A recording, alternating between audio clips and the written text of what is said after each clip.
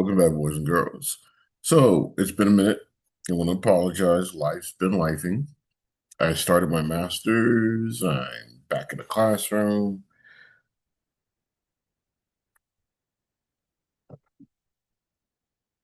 and everything's going 100 miles an hour. I was originally planning to get these done around Labor Day weekend. That didn't happen.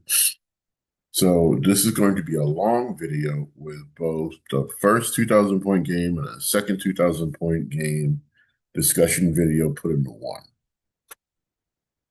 First things first, let's discuss the list because a lot of people in the past 4 months have said something about the list. What am I doing?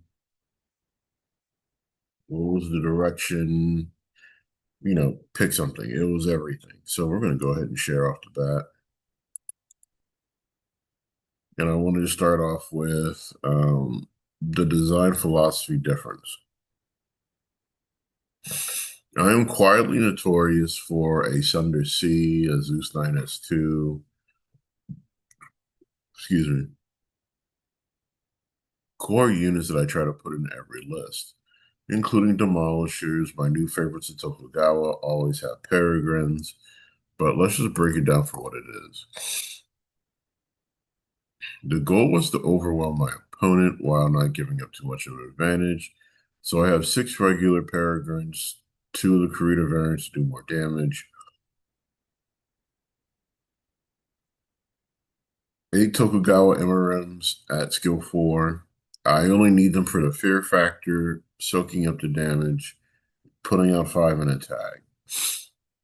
Why do I need tag? Because I have 12 Dragon 2s. Using the sculpt that's free on cold3d.com and having a local producer, I just painted them red and I put the Xeon tags on them.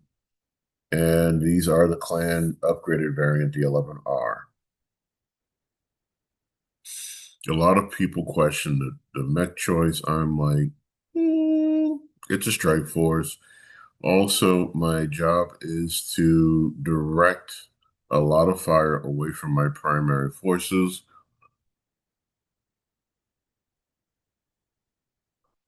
to rain down a lot of artillery shells, homing or area of effect.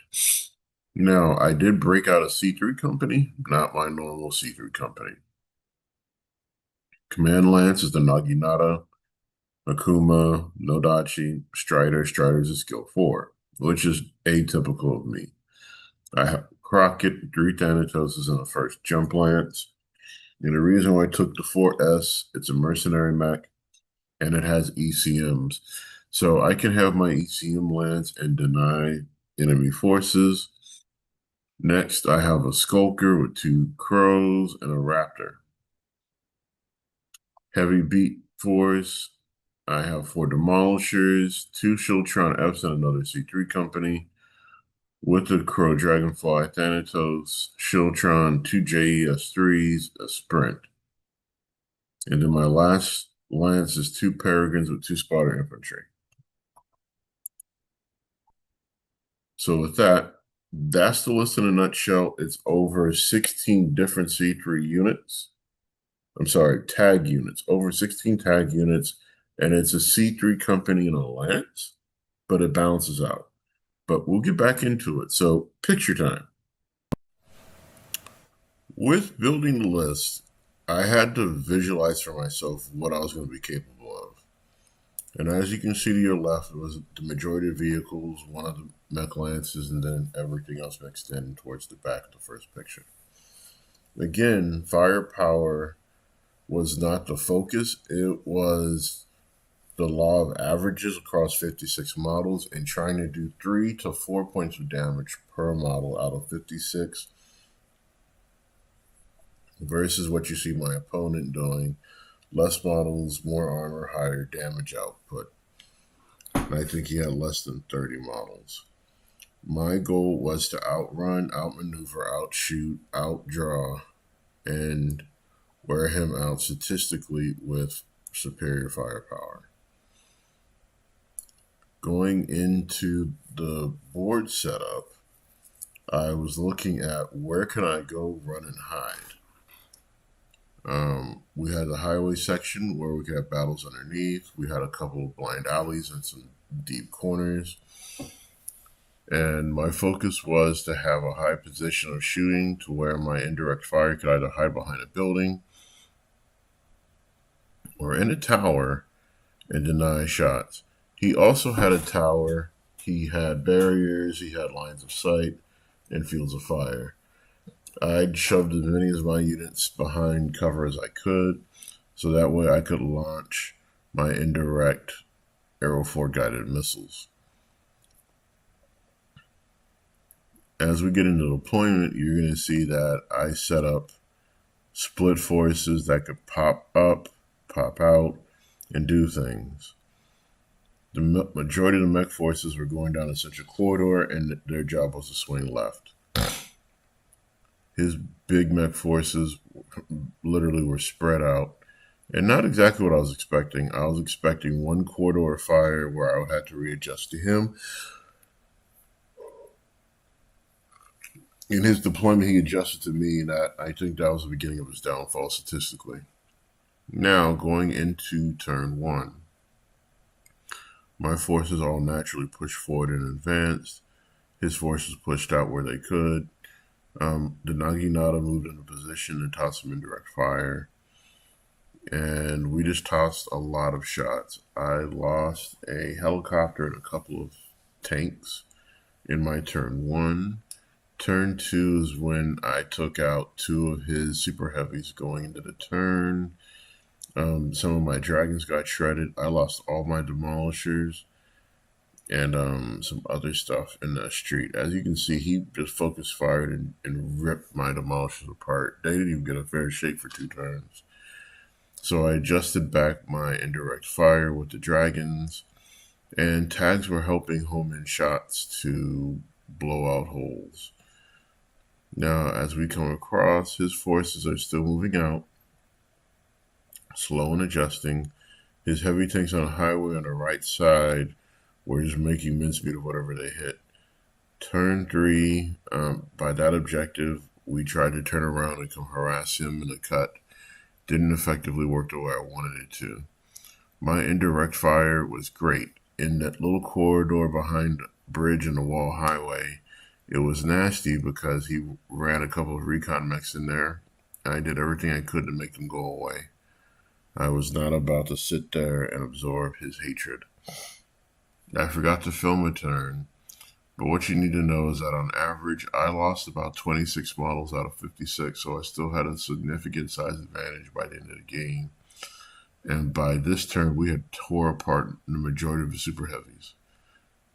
End of game, all of the super heavies are gone. 60% of his mech forces are out. I've lost half my force, but I still have units that have not been shot, damaged, or touched. The Naginata got hit by a couple of stray rounds and was in structure, but he literally had less than 7 units left, and it was down for the cleanup. So this is the end of the first game, and again, the terrain benefited both of us, but he did not commit to one alley going for objectives. He committed to chasing me down and beating me up.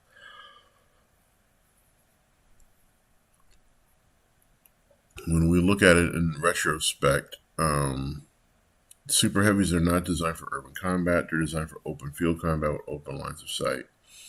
I lost so many of the Dragon 2s, but I still had 6 by the end of the game. I lost all of my demolishers, and just looking at different areas of the game, that's what we came into. Now we're going to jump over to the next match. This is deployment, and my opponent had an obscene amount of urban mechs. My list did not change. There were no adjustments made. The terrain was almost the same. He boxed up into one corner, and then he had another force that was fast on the highway, and he had supporting units underneath the bridge.